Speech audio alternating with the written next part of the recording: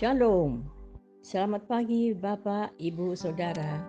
Terima kasih telah bergabung bersama kami dalam renungan harian Jemaat GKJ Bandung. Bersama kita akan mendengarkan firman Tuhan dan merenungkannya.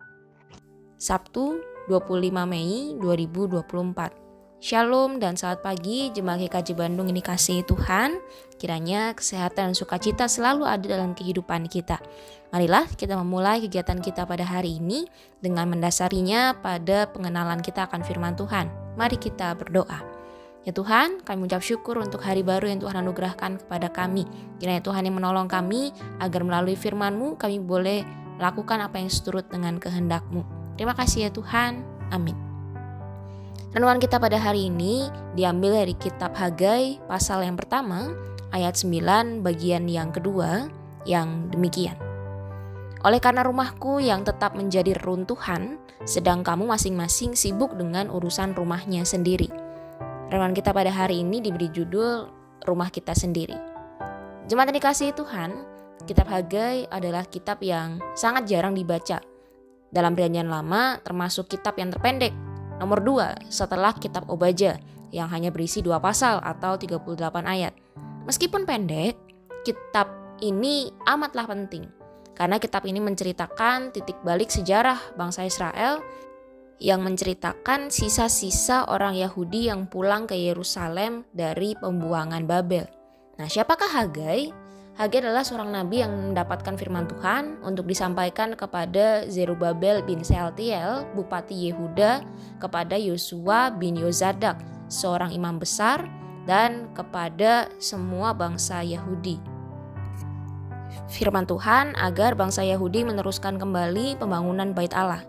Mengapa? Pembangunan Bait Allah terhenti kurang lebih 14 tahun atau mangkrak. 16 tahun yang lalu ketika bangsa Yahudi pulang dari Babel dipimpin Zerubabel atas izin Raja Koresi juga mengeluarkan dekret agar bangsa Yahudi membangun kembali Bait Allah. Baru kurang lebih berjalan 2 tahun, Koresi diganti dengan Artasasta. Di zaman Raja Artasasta, orang-orang Samaria datang membawa surat ditujukan kepada sang raja yang isinya memfitnah bangsa Yahudi dengan mengatakan yang tidak-tidak. Mereka mengatakan orang Yahudi sedang membangun sebuah kota yang durhaka dan jahat. Jika pembangunan sudah selesai, mereka akan memberontak. Mereka tidak mau bayar pajak, upeti, dan juga segala biaya. Kalau pembangunan selesai, maka pasti akan menimbulkan kesulitan bagi bangsa-bangsa lain yang sudah terjadi sebelumnya.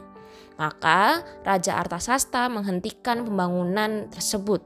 Padahal pembangunan tersebut sudah sampai taraf fondasi, sehingga terbengkalai selama 14 tahun. Kali ini firman Tuhan datang dengan perantaraan Nabi Hagai yang mengingatkan bahwa bangsa Yahudi harus kembali meneruskan pembangunan Bait Allah. Tapi bagaimana jawab mereka? Pada ayat yang kedua dikatakan, sekarang belum tiba waktunya untuk membangun kembali rumah Tuhan. Kalau kita perhatikan, perkataan tersebut ternyata hanyalah alasan bangsa Israel. Memang pembangunan pernah diberhentikan pada zaman Raja Artasasta akibat ulah orang-orang Samaria. Tetapi saat ini sudah bukan zaman Raja Artasasta lagi, melainkan zaman Raja Darius. Darius adalah raja yang simpatik terhadap orang Yahudi. Raja yang dekat dengan Daniel.